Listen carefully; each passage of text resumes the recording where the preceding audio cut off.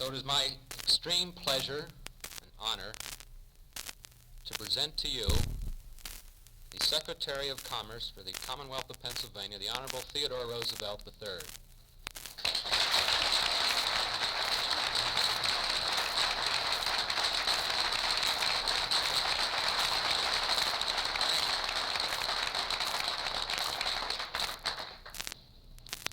Thank you, Mr. Snyder. Gentlemen, I think I was probably more surprised at the award that I got than anybody else.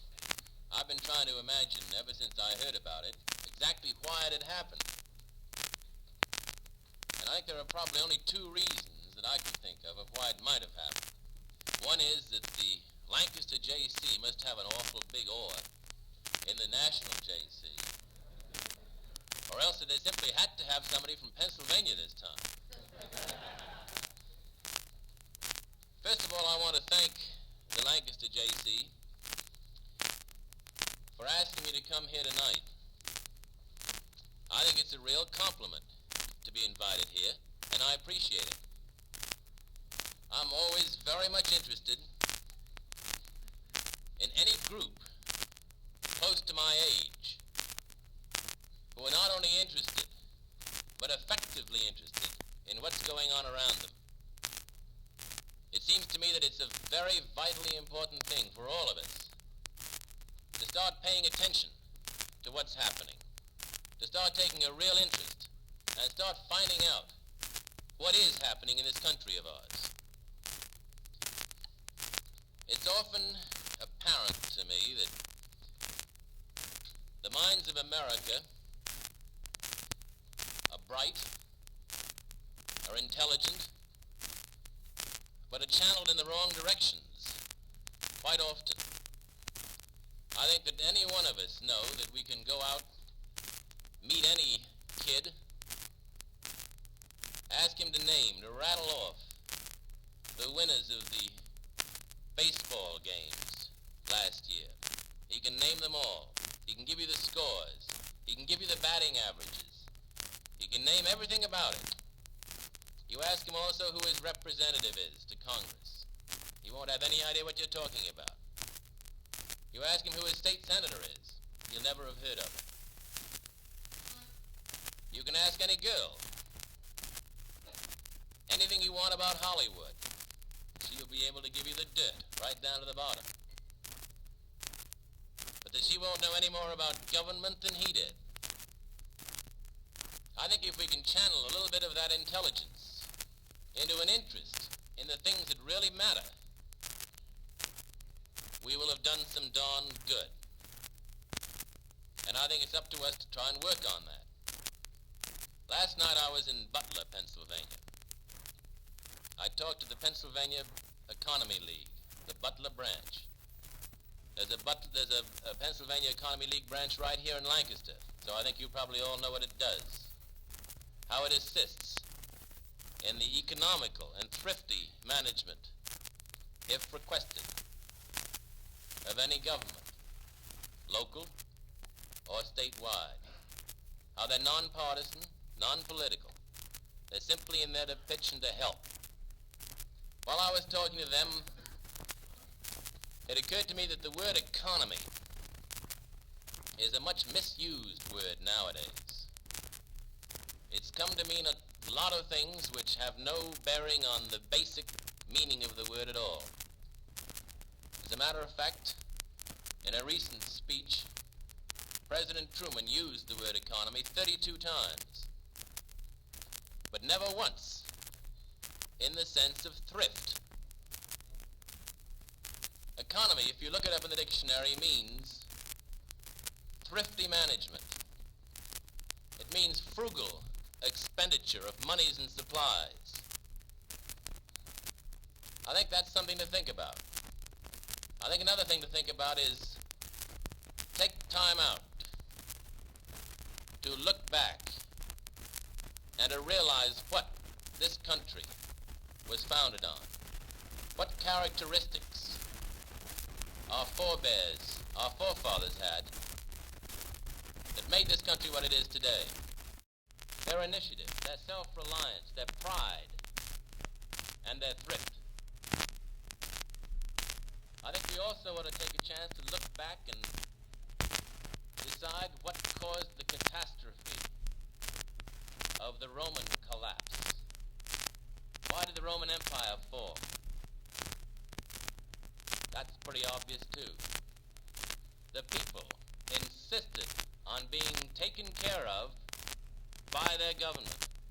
They insisted on having everything given to them, on being fed, on being fought for, and on being clothed.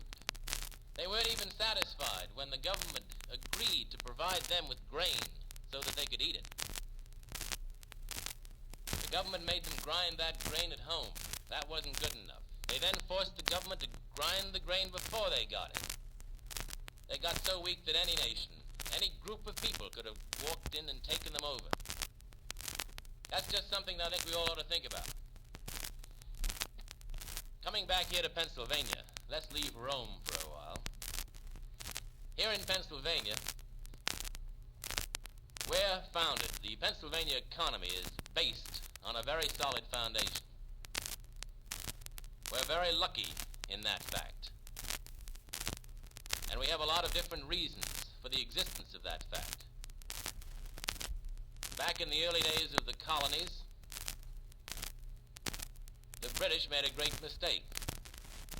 They considered the Germanic settlers of Pennsylvania as being illiterate boors. They didn't realize that the early industries in Pennsylvania were directly competitive with them. They did have the Manufacturers Act, which they passed in 1759, which forbade any colony from manufacturing completed goods to compete with them. They had that act, and they were enforcing it throughout the colonies except in Pennsylvania. They thought that the goods that were made in Pennsylvania were so inferior that they would do no good to Pennsylvania in the way of competition against England. As a result, Pennsylvania's economy got a head start over the rest of this country. By the time that the Revolution came along, we had a good many budding industries in Pennsylvania. Pennsylvania had grown to the second largest colony, even though it was one of the last to be formed. And Pennsylvania has continued to grow very steadily since that date. It hasn't been an entirely industrial growth, but it's been a growth in which agriculture and industry developed hand in hand, and therefore it's been a healthy growth. We grew at a rate which we were able to handle as far as our public buildings are concerned, as far as our hospitals, our highways, our schools. We never outdistanced any of those as we went along. There was never a time when our economy was strained by a sudden mushroom-like growth. The result is that I think I can say safely that Pennsylvania is more secure economically than any other large industrial state. We ought to be lucky. We ought to thank our lucky stars that we haven't grown with the rate of speed shown in California. Los Angeles has mushroomed at such a tremendous rate that they're in a very dangerous situation now. Economically, they're very short of high schools. They estimate that they'll have to build 31 new high schools in the Los Angeles area alone, that they will have to build 51 general hospitals in that area alone. Now you can imagine what that's going to do to the tax situation in California. We here are lucky on that basis.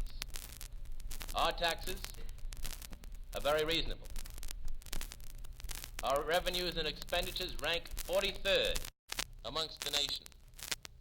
There are only 5 states that have a lower per capita cost of government than the state of Pennsylvania. If we included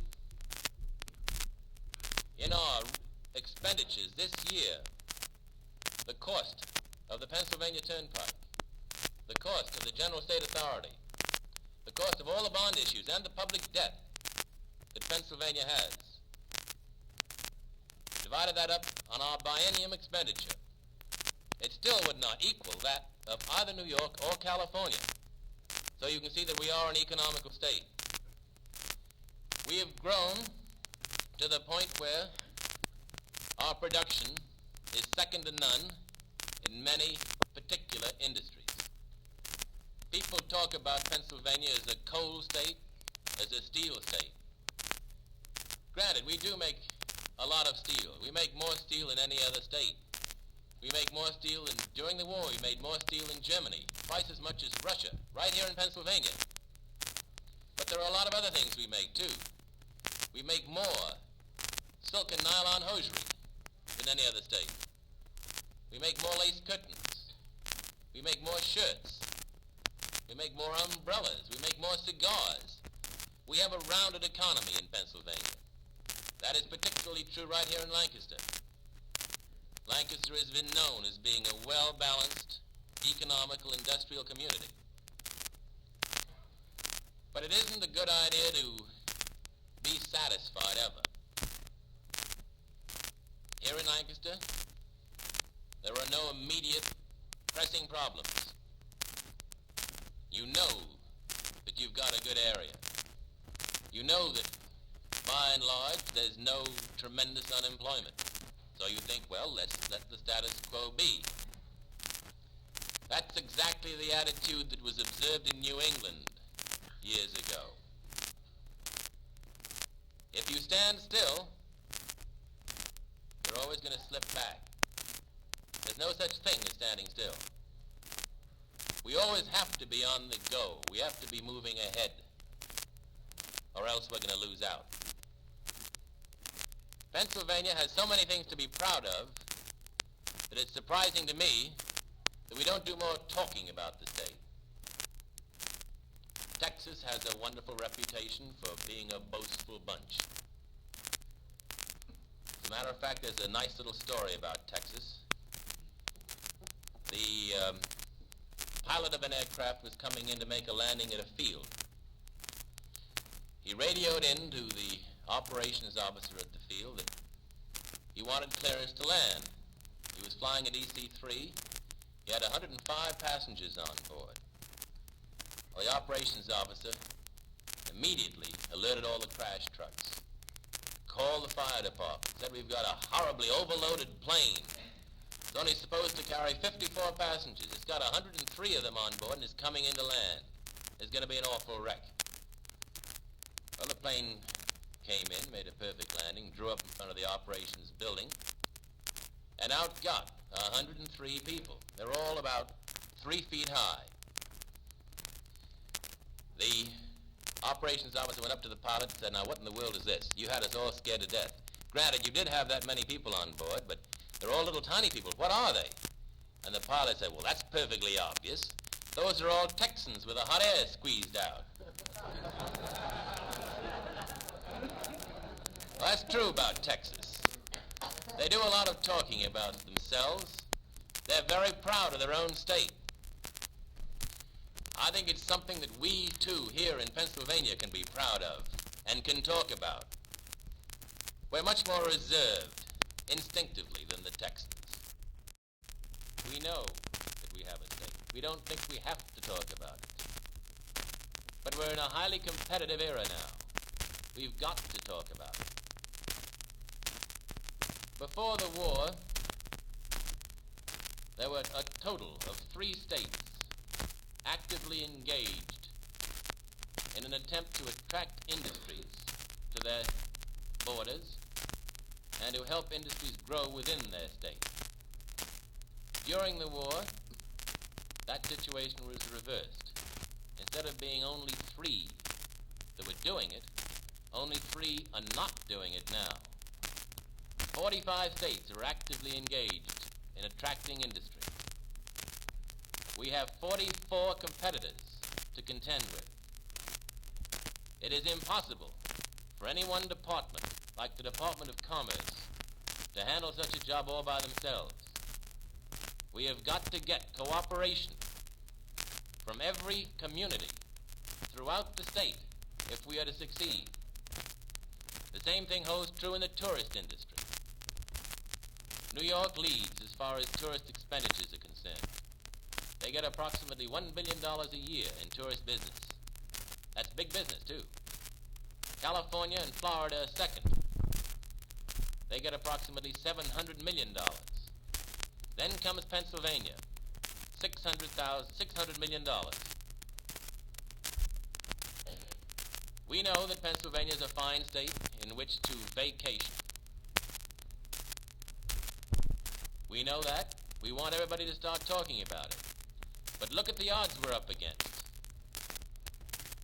In California and in Florida, both states spend approximately $4 million a year to promote those two industries. Here in Pennsylvania, we spend $250,000, and we're almost as good as they are. With a little bit more of a push, we'll be better than they are. That's one of the things that we're continually working for. A little bit more in the way of local initiative. I think you'll agree with me that, by and large, you don't want a larger government. You don't want the Department of Commerce or any other department to try to carry the whole load of the promotion for the state. That would simply mean more taxes, more state employees, more people to get in your hair. It's so much easier if it can be done on the community level. One of the things that we try to do in the department is to arouse community enterprise, community initiative.